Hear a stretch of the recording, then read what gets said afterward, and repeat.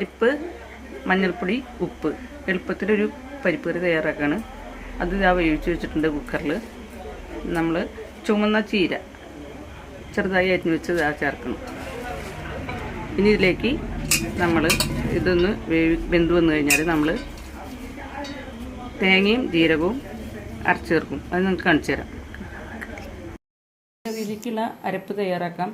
തേങ്ങ ഒരു മുറി ചെറുത്, മുളക് പൊടി, ജീരകം, പച്ചമുളക് അത് നമ്മൾ അരച്ചുകൊണ്ട് ചേർക്കും.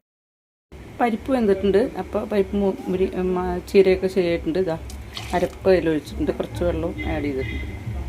ഇതാ ഒന്ന് ഇളക്കി വയ്ക്കുക. അതിൽ കുറച്ച് മുളക് പൊടി ചേർത്തിട്ടാണ് ഞാൻ അരച്ചിട്ടുള്ളത്. ഇതാ ഒന്ന് തിളച്ച് വരട്ടെ. ഉപ്പ് ചേർത്തിട്ടുണ്ട്. അത് കഴിഞ്ഞാൽ നമ്മൾ കടുക് പൊട്ടിച്ച് നമ്മളത് വറവിടും. കറിവേപ്പില, കടുക്, മുളക് കടുക്, കറിവേപ്പില, വറ്റൽമുളക് ഇതാ ഇങ്ങനെ വറവിടുകയാണ് നമ്മൾ ചീരക്കറിയിലേക്ക്.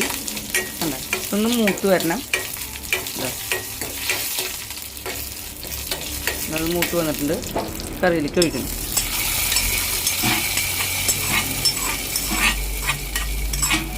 ചീരക്കറി റെഡി.